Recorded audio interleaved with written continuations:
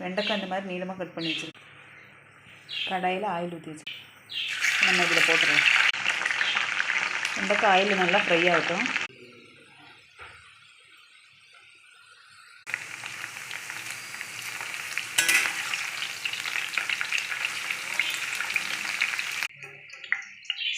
இந்த மாதிரி ஃப்ரை ஆனதுக்கப்புறம் இது தனியாக எடுத்து வச்சு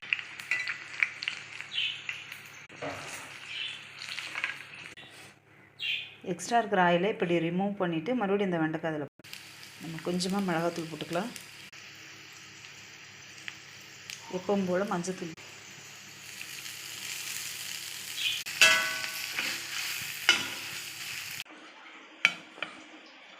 புளி சாப்பாடு